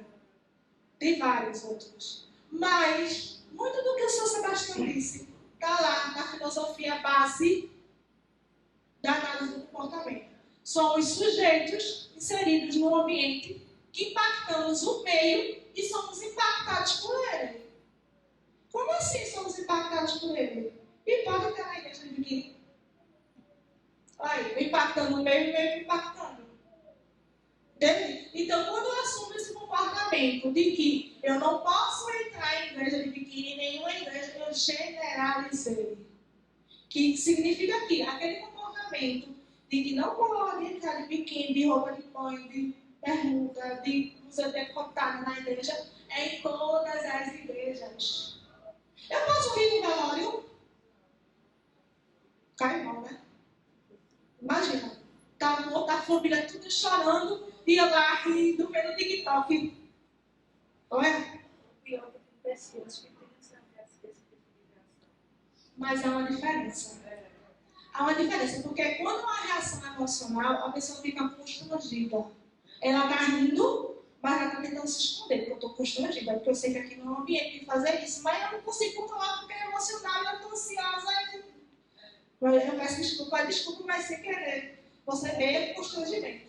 Mas aquele comportamento que é inadequado, porque a pessoa não tem consciência social, ele não tem constrangimento não, tá? Porque a pessoa não tem noção mesmo que aquilo não é um ambiente para isso. Então, se a pessoa não sabe, é aquilo que não vê. Se eu não vejo, então, tá mudando em que minha vida? Nada, né? Entende? Então, há uma grande diferença. O termômetro aí é a situação que a pessoa se coloca. Você observar se ela está constrangida, se ela está incomodada, se ela tenta se retirar, se ela tenta se esconder, ou se para ela aquilo está natural, como se fosse tomar banho e almoçar, por exemplo. Tá? Mas a via de regra que eu estava citando é que esses comportamentos são aprendidos, como eu citei, e são generalizáveis. Ou seja, qualquer ambiente que eu fosse, se o seu Sebastião sair daqui de Recife e for para Dubai, não é? Imagine, para Dubai, ganhar passagem para Dubai. Qual é a religião de lá, Dubai? Alguém me ajuda aí, porque eu sou péssima nisso. É alguma religião aí. O senhor vai entrar nos templos lá de biquíni de maior de sunga? Não, né? Porque ele entendeu que não é legal fazer isso. Então ele generalizou o comportamento dele. Mesma coisa a gente faz com as crianças, tá? José não quebra nada na minha sala, mas quebra na sala séria, porque ele não aprendeu a generalizar. Por isso a terapia água precisa da família colada com ela. Para que eu oriente a família, diga assim, ó mãezinha, quando José fizer isso, eu estou fazendo isso aqui na clínica. Está dando certo, porque tudo são estratégias, tá? Criança parece MacGyver. Conhece MacGyver, né? Não, parece. Olha, é incrível. Ela hoje está com aquele comportamento. Quebra a cabeça, que eu vou por livro, que eu vou para a supervisão, que eu faço isso, que eu faço aquilo. Consegui resolver. No outro dia ela vem com outro diferente. Eu digo, menino, tirasse da onde, menino? Pelo amor de Deus. Mas tirou. Aprendeu. Em alguma circunstância que houve reforçamento positivo, o que é reforçamento positivo? Que Paulo citou. O salário de vocês, quando cai na conta, é um reforçamento para vocês trabalharem 30 dias no mês, 8 horas diárias, aguentar a caramba do chefe, né? Aguentar meia hora do trabalho, mas sabe que o dinheiro está lá na conta. Né? Olha a corrida ali. Porque para mim é reforçador também. Então a gente precisa ter esse reforçador da vida, das circunstâncias, para que a gente continue agindo da forma que a gente age. A gente trabalha não é só porque ama, não, tá? E não é só porque tem boleto, não. É porque é satisfatório olhar no extrato da conta para o dinheiro. E se tiver dinheiro sobrando, é melhor ainda. Olha! Tirar as férias da praia com aquele dinheiro sobrando. Ah, muito bom, né? Hoje em dia é mais fácil faltar, né? Mas vamos com a realidade que a gente gostaria de ter. Então, eu quero dizer aqui, todo o nosso comportamento é reforçado. Se eu escuto da minha mãe, enquanto eu sou criança, você é burro. Você não aprende. Porque o seu irmão é mais esperto nisso, naquilo outro. A tendência dessa criança crescer e ser emocionalmente vulnerável é enorme. Porque ela não teve incentivo de quem era o maior incentivador dela, que são os pais. Porque o nosso primeiro ciclo social é a nossa família. Depois escola, depois aí vem o resto, né? Faculdade, trabalho e a vida segue, né? Namorado, casamento, etc. Mas o primeiro é a família. Se nos meus familiares eu não tenho esse reforçamento do meu comportamento sendo positivo e nem a orientação como o comportamento é negativo, eu aprendi o quê? Ou aprendo por experiência, botando o dedo na tomada. Eu acho que é pior, né? Aprender por experiência. Érica, se eu tivesse ouvido minha mãe e meu pai quando estavam vivos, hoje eu não passaria por metade do que eu passo hoje. Quem aqui? E eu digo a mesma coisa para minha filha, que tem 14 anos. Parece não, mas tem. Tem uma filha de 14. Eu digo, minha filha, mãe, você está falando isso porque você não sabe. Eu digo, oi, bichinha, já passei por isso. Lá na frente eu te encontro, eu estou chorando.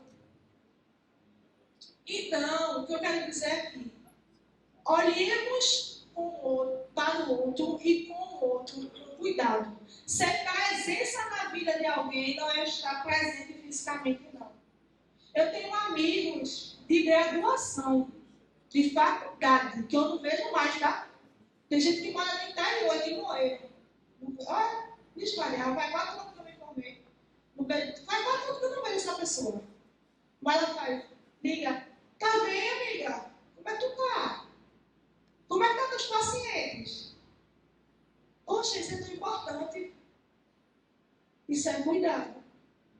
Ela não está curiosa de saber, não. Pode até ter uma curiosidadezinha, porque o ser humano tem um vinho de maldade às vezes. Mas eu me sinto importante para aquela pessoa. E saber que ela se importa com o meu bem-estar, com a minha qualidade de vida. A mesma coisa são com as famílias dela. Tá? Elas precisam de atenção. Elas precisam de cuidado. Inclusive, logo quando eu me formei, eu tive a iniciativa de fazer atendimentos psicológicos para as famílias. Era um sistema de psicoterapia direcionado para essas famílias. Gente, o que teve de inscrição online, era terapia online, passou de 1.000. Pergunta quem ficou no processo terapêutico? Ninguém. Porque ele quer péssima profissional? Pode ser. Mas não foi esse um dos principais motivos. Sabe qual foi? Rede de apoio.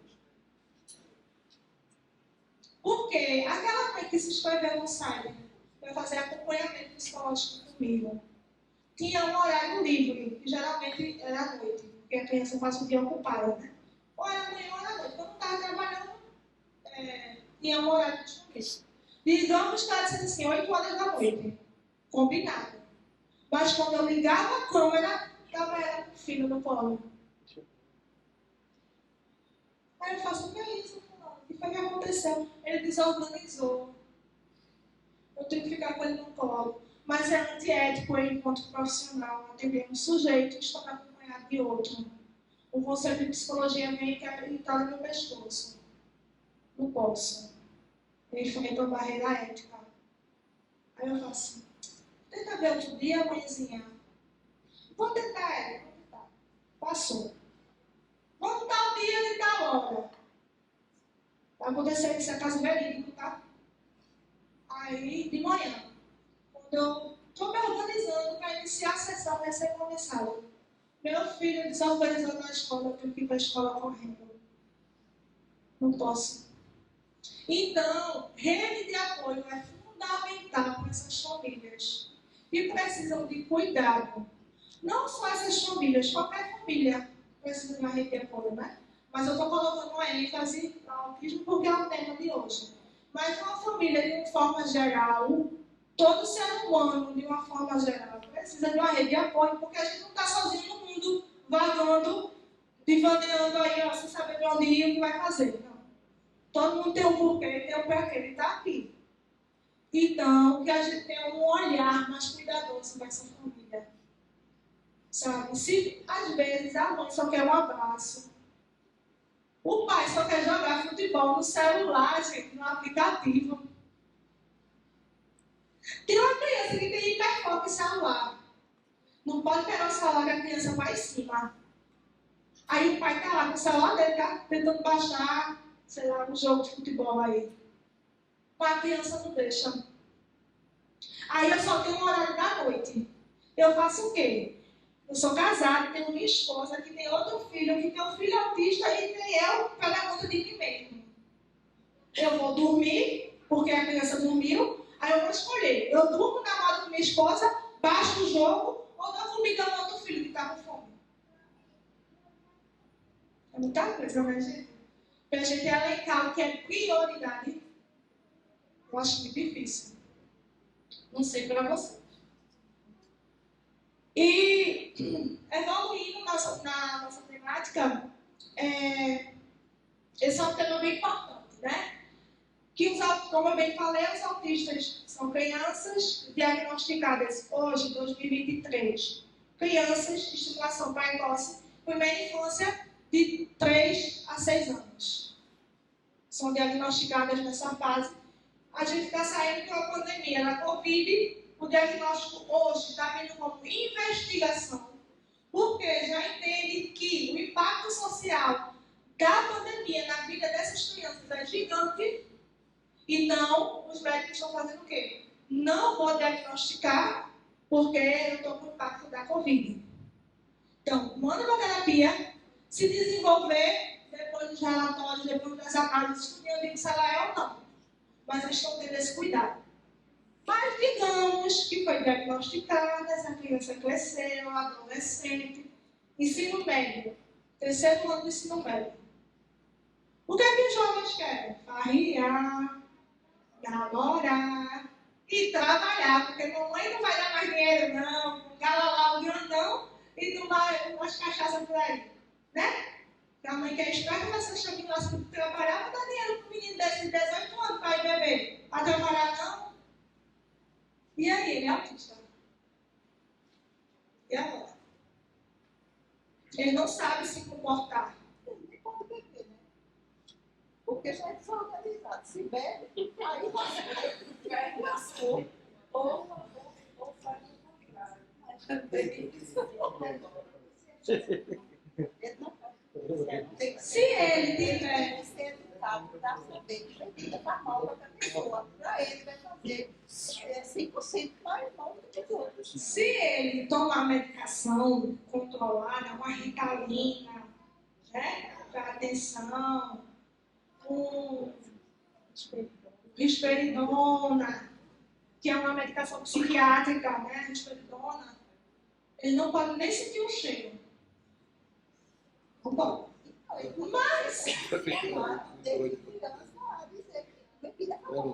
Mas aí é onde está o X da questão. A bebida traz prejuízos ao organismo, quando é consumida em excesso ao organismo, correto. Mas, para uma criança que foi adolescente, se tornou adolescente, que está iniciando a vida, que é adulto jovem, que a gente chama, 18 anos, a partir de 18 anos até os 26, é adulto jovem. Ele tem restrição social. Ele não senta do lado de classe de jeito nenhum. Ele não fala de jeito nenhum com a pessoa. Não toma medicação, tá? Vamos pensar numa pessoa assim, um adolescente, um adulto jovem, não toma medicação, mas tem restrição social. Mas a bebida, quando ele bebe, ele fala com todo mundo, abraça todo mundo, beija todo mundo, como se não acontecesse nada. Ih, rapaz, é assim mesmo. As revelações. É maluco. Para não ter que um expectativa. Pois é, uma situação dessa, mas o seu marido não tem diagnóstico, né? Nós falamos do diagnóstico. E aí, quando ele bebe, ele se solta, ele dança, ele desce até o chão, ele dança ao chão, ele beija, ele abraça, ele namora. No outro dia está de ressaca moral. Ah, e a ressaca a gente vê no outro dia, né? Depende do que ele fez na cachaça, que a ressaca moral pode até valer a pena. E aí a gente vê no outro dia. Cachaça passada. Olha, existem coisas que a gente precisa deixar para o dia de amanhã. Não é? São coisas que a gente não consegue resolver hoje. A ressaca é uma delas. Aí deixa para o dia. Mas, o que eu quero dizer? Eu ganho mais incentivando a sociabilidade daquele sujeito do que eu bloqueando, do que eu proibindo. Entende? Porque nós somos seres sociais, como eu disse anteriormente.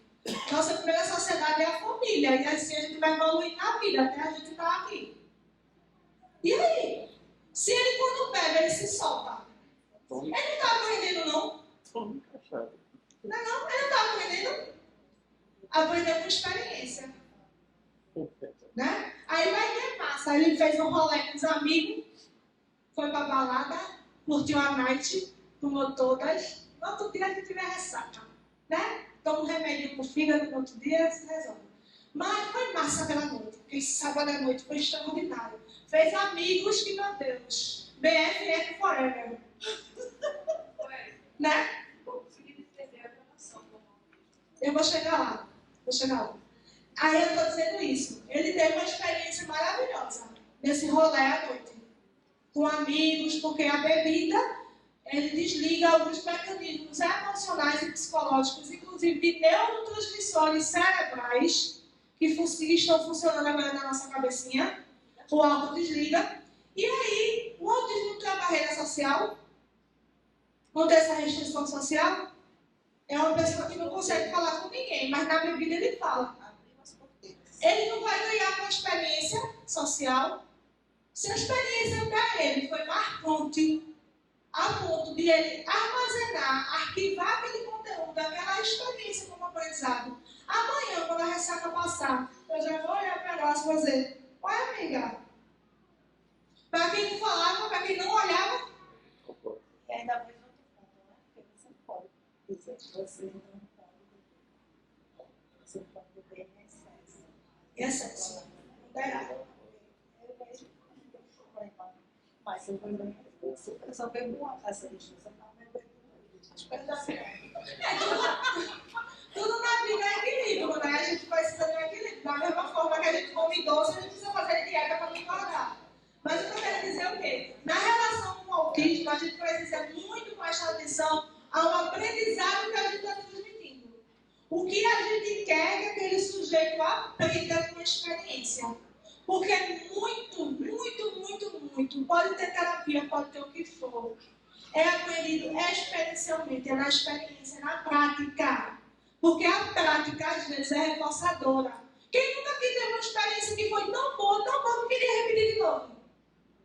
Vai, o primeiro beijo do namorado. Não, foi bom não. Só elas duas, é tudo bom. Foi a minha, foi boa. Mas aí, veja.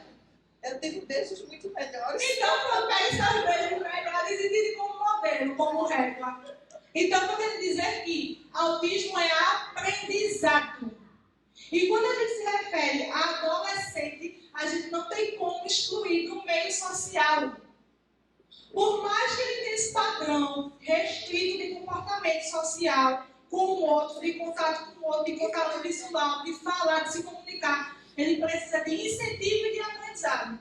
Como é que eu vou ensinar um adolescente a aprender a ser social? Na prática. Tem terapia que é feita externo. Não estranhe não você ver alguém com uma farda de uma terapia, de uma clínica, sei lá, uma clínica qualquer aí, tá de farda, tá com a criança no shopping. Por quê? Tá ensinando como é que compra ingresso pro cinema, como é que escolhe o filme, como é que pede o filme, como é que pede uma pipoca.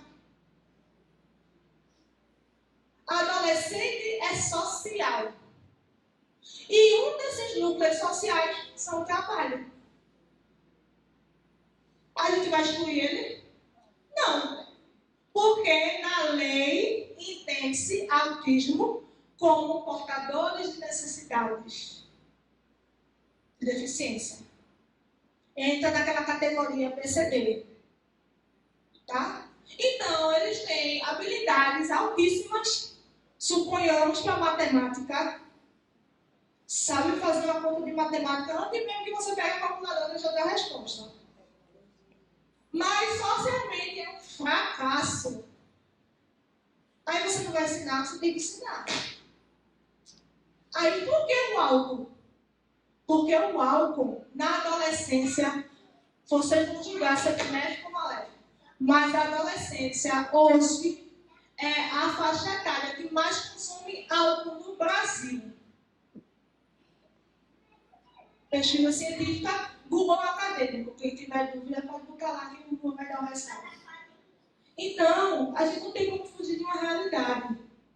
Porque as propagandas de bebida alcoólica incentivam, as músicas incentivam, o TikTok incentiva, o Instagram incentiva. Às vezes o modelo nem vem de casa, tá?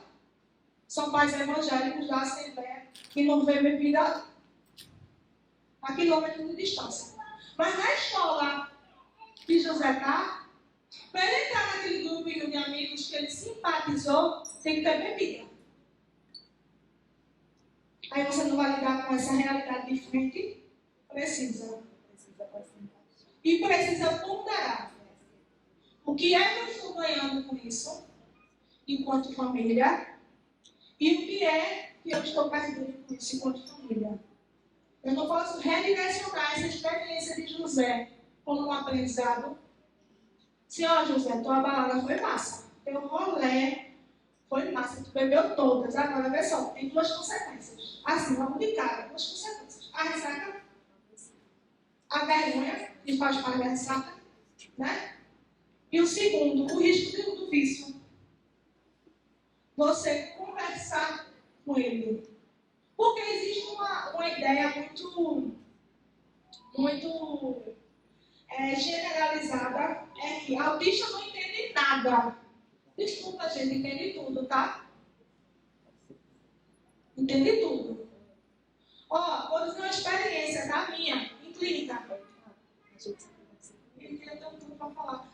Aí, só experiência. Eu queria trazer esses dois exemplos, porque são reais, tá? Dessas séries. Eles realmente são autistas que se destacaram por ter esse raciocínio brilhante e que é essa possibilidade deles irem para o mercado. Mas eu vou falar da experiência. Tá. Segundo esse autor, Leopoldino, desde 2015, ele diz que pessoas com TEA relatam ter 3 grandes dificuldades no mercado de trabalho. No que se refere à inclusão no mercado de trabalho, que não está preparado para lidar com as diferenças. Dificuldade de conseguir emprego, porque você já tem que dizer que é TEA, né? Você tem que vai falar mentira? Não pode, né? Pelo amor de Deus. E manter-se nele a obtenção de uma colocação compatível com a sua formação. Matemática, eu não disse? Ele é massa na matemática. Não é excelente professor de matemática. Mas não consegue falar com o aluno. Porque tem restrição social. Entenderam? A dificuldade manifestada pelos autistas em se inserir no mercado de trabalho é indicador de uma realidade excludente. Nós somos uma sociedade excludente a partir do momento que não direcionamos políticas públicas para esse público. Os ambientes sem suporte ou adaptações, as posturas dos gestores, colegas, a ocorrência de discriminação e perseguição e a falta de incentivos e políticas públicas, como eu falei, podem ser fatores agravantes da adaptação do trabalho. Por quê? Se eu tenho na sala do meu trabalho uma harmonia de mesário, de mesa, de cadeira, de uma posição, mas eu sou autista, eu só consigo sentar do lado direito, mas a cadeira está do lado esquerdo. Mas o gestor faz, eu só quero do lado esquerdo. Gustavo, os gestores assim, pô, vamos botar a cadeira aqui para tu trabalhar melhor? Isso é incluir. Tá? Isso é favorecer com que o outro se desenvolva. Isso é acolher as diferenças. Isso é afeto. Está na lei. Isso daí está na lei. Conscientes, informadas e sensibilizadas. Não adianta eu falar aqui que a pouco sai para o outro e não tocar no coração. Só faz sentido para a gente, humano, quando a gente sente. Se a gente não sentir, é mesmo que está falando nada. Exatamente, que é frescura. Mas não é uma realidade. Tá? E existem esses 4 pilares que Leopoldo, o autor, desculpa, ele traz como pilares que a gente precisa executar para fornecer o mercado de trabalho adaptado para essas pessoas. Que é a preparação para a atuação profissional, que envolve a educação efetiva. Paulo, se estivesse aqui, ia integrar isso, que a gente precisa ter uma educação inclusiva, direcionada e assertiva para as capacidades daquela criança. Incentiva a contratação do PCD, né? A lei é uma delas que está aí. Fomento a produção científica. Por quê? Porque a gente precisa de cientistas. O que a gente tem não dá conta não, tá, gente? Veja aí a Covid-19. Quanto tempo a gente pegou atrás de uma vacina? Porque não tinha cientista para isso. Então, aproveitar essas habilidades, né? E a aquisição de informações precisas sobre a questão. Que é isso que eu disse, né? Acesso à informação, as pessoas estarem conscientizadas e sensibilizadas. E os direitos das pessoas autistas. Tenho várias leis aqui, eu não vou ler todas por causa do tempo, mas eu tenho a lei de 2012, que determinou que pessoas cegas são consideradas pessoas com deficiência, que é o PCD. Em janeiro de 2020, nós temos a lei de Romeu Mion, filho de Marcos Mion, que ele é autista e Marcos Mion lutou por essa carteirinha de identificação para que esses sujeitos autistas tenham prioridade nos serviços básicos de saúde, de educação e de transporte. As crianças e adolescentes autistas possuem todos os direitos previstos no Estatuto da Criança e Adolescente, como também no Estatuto do Idoso. Tá? É um direito constitucional desde 1988, quando surgiu a Constituição Brasileira, Saúde, Educação e Segurança. A lei benediciana, que é a que rege hoje o autismo, né, que ela dá parâmetros e diretrizes sobre educação, saúde, ela inclui o sujeito na integralidade. E tem um Estatuto da Pessoa com Deficiência, que em convênio com as Nações Unidas, né, eles fizeram esse acordo para amparar essas pessoas com qualquer tipo de deficiência apresentada em laudo médico e reduzir a jornada de trabalho. Foi a vitória dos pais, tá? Federais. Quem é funcionário federal, funcionário público, tem direito, desde que anualmente apresente o laudo, né, atualizado da criança, tem direito a 50% da jornada de trabalho reduzida, sem desconto no salário. E entendem que, na prática, o que acontece? Entendem que os outros 50% que não está trabalhando é para levar a criança para terapia. Aí o que essas empresas fazem? Me dê a declaração que foi para terapia? Tá? Isso é importante. Esse direito, ele assiste às crianças de todos os graus da autismo? Todos os graus. Deixa eu perguntar mais uma coisa. Se esse filho foi diagnosticado tardiamente, já então Também. Não importa se é tardio ou se é precoce. Tem um diagnóstico, ponto. Porque se o filho já for adulto, mas foi diagnosticado depois de adulto. Mas aí tem que ver. Ele é adulto e já trabalha. Tem limitações. Você pode requerer o seu direito. Porque entende que, como adulto, entra na legislação, certo? Mas existem adultos autistas que se desenvolveram e têm funcionalidade no dia a dia. Então, não tem por que se enquadrar nessa lei. Mas aí, no caso, precisa estar atrelado à realização de terapia. Isso. No caso de adulto, psicoterapia, terapia cognitivo-comportamental. Tá? Precisa ter a comprovação, declaração do psicólogo, tá, do tá indo na terapia e tudo mais, com a carga horária e tudo direitinho. Aí, quem trabalha na rede privada, eu escrevi esse texto como se eu fosse ler, né? Mas não estou vendo. E agora? Rede privada. Eu sou funcionária do Bom Preço, que nem existe mais Bom Preço, né? Eu sou funcionária do Bom Preço, meu filho é ideia, e agora? Lascou-se. Honesta, viu? Eu sou honesta. Errou. Porque o funcionário privado é vulnerável à demissão a qualquer momento. Só basta olhar para o chefe que o chefe demite. Então, ele está vulnerável na relação de trabalho. E essa vulnerabilidade favorece ao gestor da empresa a escolher como ele quer que a empresa dele funcione. Se eu preciso de Maria aqui para render o meu setor, eu não vou dar carga horária reduzida a ela, não. Eu entendo que ela tem um filho autista. Por isso, as clínicas estão abrindo horário à noite para atender essas crianças. É adequado? Varia de caso para caso. Tem criança que aguenta a jornada, tem criança que não. 90% não aguenta não, tá, gente? É uma criança, acima de tudo, é uma criança. A gente não aguenta. Quem aguenta aqui trabalhar 48 horas de 36 horas seguidas? Ninguém, gente. Mas não é criança. Então, funcionário privado é vulnerável nessa relação. A não ser que ele faça um acordo com a empresa, se a empresa fizer questão daquele funcionário, valorizar ele e eles sentarem, jogarem as cartas na mesa e fizerem um acordo, entendendo que vai ter o salário afetado, porque se eu diminuir minha carga horária, tu acha que meu chefe vai querer pagar integral? Vai não, né? Entende? Mas isso é uma luta do Ministério do Trabalho que está entrando no projeto de lei desde o ano passado para reverter essa situação. Para algumas famílias que não têm rede de apoio.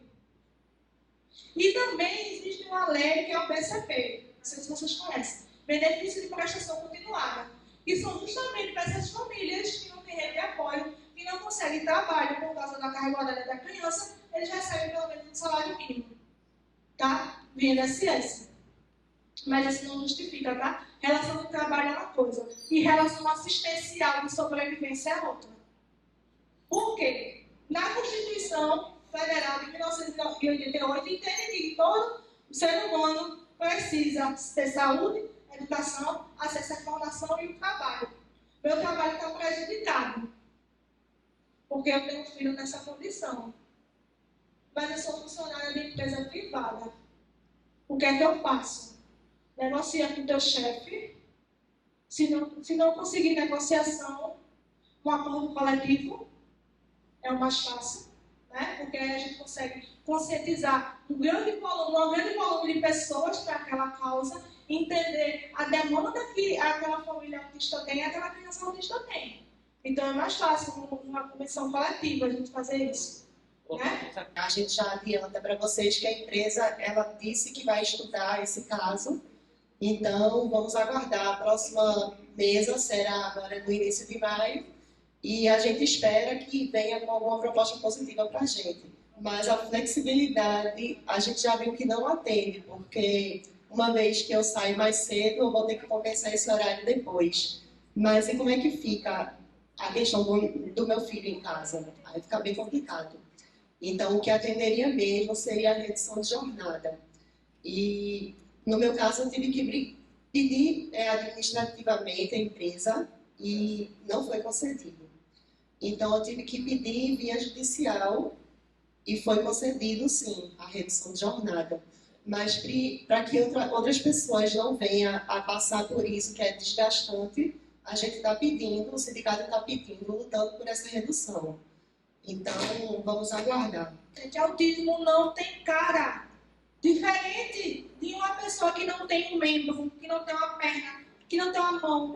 Um síndrome de Down, que a gente olha e já sabe como é.